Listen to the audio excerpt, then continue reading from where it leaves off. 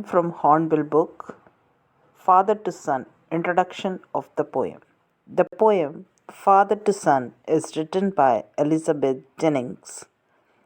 The poem is about the anguish of a father who doesn't have a good relationship with his son.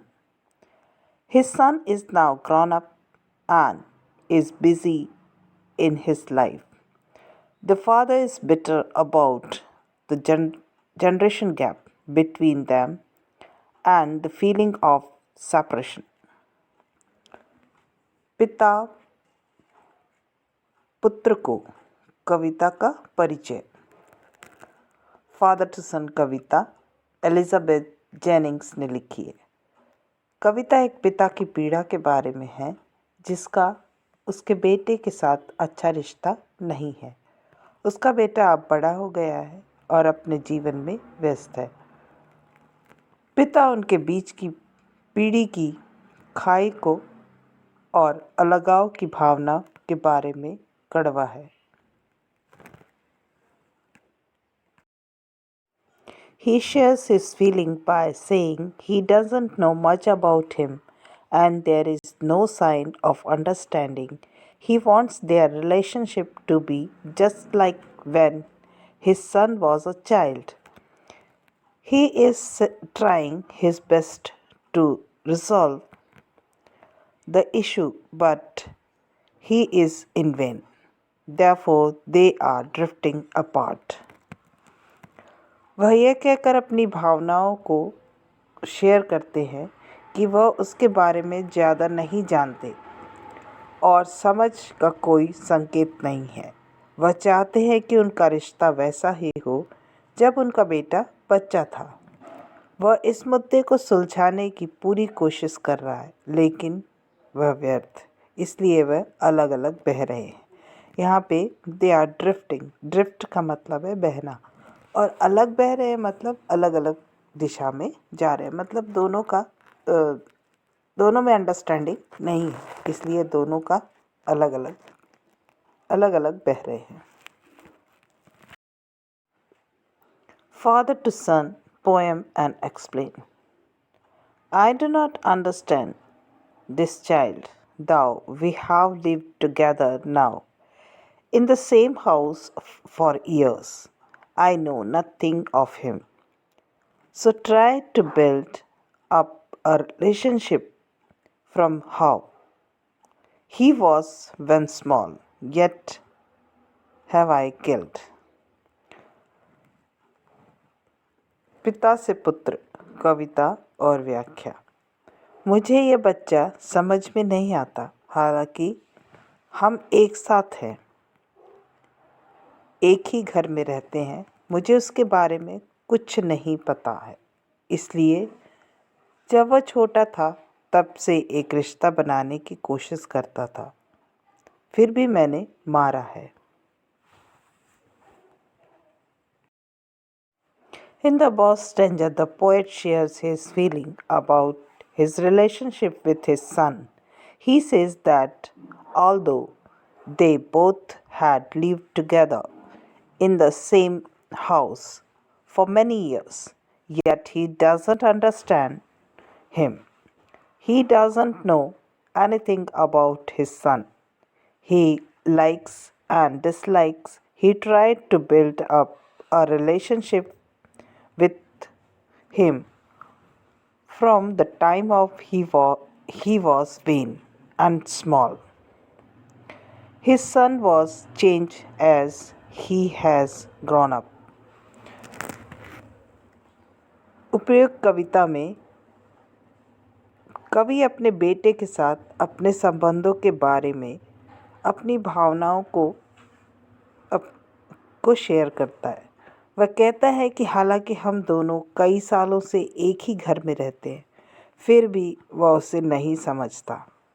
वह अपने बेटे, उसकी पसंद नापसंद के बारे में कुछ नहीं जानता। जब वह व्यर्थ और छोटा था तब से उसने उसके बारे में संबंध बनाने की कोशिश की। जैसे जैसे वह बड़ा हुआ उसका बेटा बदल गया। The seed I spent or sown it where the land is his and none of mine. We speak like stranger. There is no sign of understanding in the air. This child is built to my design, yet what he loves I cannot share. मैंने जो बीज खर्च किया या बोया था वह जमीन उसकी है और मेरी कोई नहीं। हम अजनबियों की तरह बोलते हैं, हवा में समझ का कोई संकेत नहीं है। मतलब हम दोनों बात करते हैं परंतु दोनों के अंडरस्टैंडिंग नहीं है, दोनों के बीच में कोई संबंध नहीं समझ में आता। एक अजनबियों जैसे हम बात करते हैं। वह बच्चा मेरे डिज़ाइन के लिए बनाया गया है, मतलब जैसा मैं हूँ वैसा वो भी दिखता है। फिर भी वह जो प्यार करता है वह मैं साझा नहीं कर सकता। मतलब जो प्यार वो मुझसे करता है वो मैं शेयर नहीं कर सकता। मतलब मुझे समझ में नहीं आता कि वो मुझे प्यार करता है कि नहीं। The father uses I in the first line to acknowledge his role in the communication gap between them. He says that despite all efforts, his son was in another place that the father cannot access. They used to talk to each other like stranger, and there was no sign of understanding between them. His child used to look like him, and yet he didn't know what his son loved.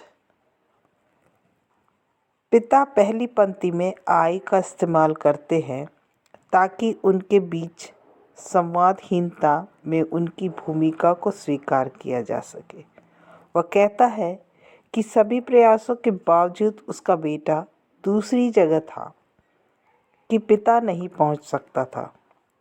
वे एक दूसरे से अजनबियों की तरह बात करते थे और उनके बीच समझ का कोई संकेत नहीं था। उनका बच्चा उनके जैसा दिखता था और फिर भी उन्हें नहीं पता था कि उनके बेटे को क्या पसंद है। दोनों के बीच में इतना गैप था, कोई रिलेशनशिप समझ में नहीं आती थी। वो दोनों अजनबियों जैसे व्यवहार करते। पिता कहता, मैंने काफ़ी प्रयास किया परंतु दोनों के बीच तालमेल नहीं बिठा पाया। मेरा बेटा मेरे जैसा दिखता है परंतु मुझे पता नहीं है कि उसको क्या पसंद है। Silence surrounds us.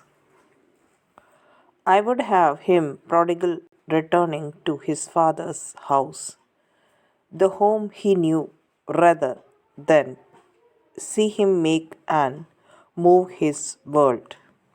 I would forgive him to shaping from sorrow a new love. मौन हमें घेर लेता है। मैं उसे अपने घर को जानता था, बल्कि वह उसे अपनी दुनिया बनाने और देखने के लिए ले जा रहा था। मैं उसे भी माफ़ कर दूंगा। दुख से एक नया प्यार।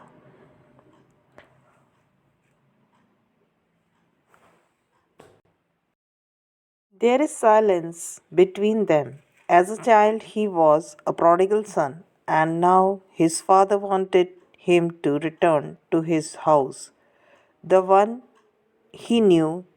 He didn't want his son to move around to make his own world. He was ready to forgive him and let go of the sorrow he had inside because of the distance between them. He wanted to love him again. उनके बीच चुप्पी है। एक बच्चे के रूप में वह एक विलक्षण पुत्र था और अब उसके पिता चाहते थे कि वह अपने घर लौट आए, जिसे वह जानता था। वह नहीं चाहता था कि उसका बेटा इधर उधर घूमे और अपनी दुनिया बनाए। वह उसे माफ़ करने के लिए तैयार था और उन दुखों को जाने दिया जो उसके अंदर थे। उनके बीच की दूरी के कारण वह फिर से उसे प्यार करना चाहता था। Father and son, we both must live on the same globe and the same land. He speaks, I cannot understand myself.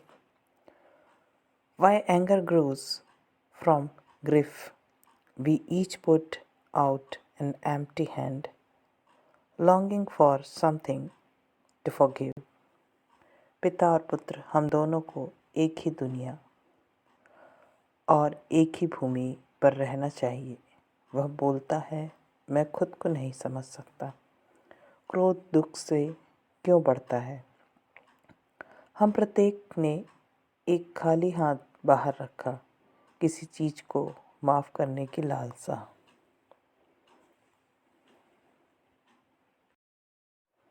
The son speaks for the first time and explains what he feels. He also feels sad about the distance between them. He shares that he is at a point where he doesn't understand himself. His anger arises out of his sadness. It is quite clear that on both sides lies the same frustration about the gap in their relationship.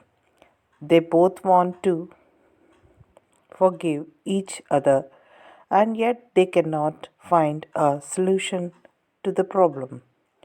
Both of them put out an empty hand for the other to speak always in vain. बेटा पहली बार बोलता है और समझता है कि वह क्या महसूस करता है। वह उनके बीच की दूरी को लेकर भी दुखी महसूस करता है। वह साझा करता है कि वह एक ऐसे बिंदु पर है जहां वह खुद को नहीं समझता है। उसका गुस्सा उसकी उदासी से निकलता है।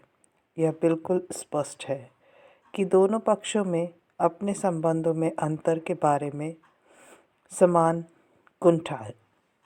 वे दोनों एक दूसरे को माफ़ करना चाहते हैं और फिर भी वे समस्या का हल नहीं खोज पा रहे। दोनों ने हमेशा खाली रहने के लिए दूसरे हाथ को खाली रखा है।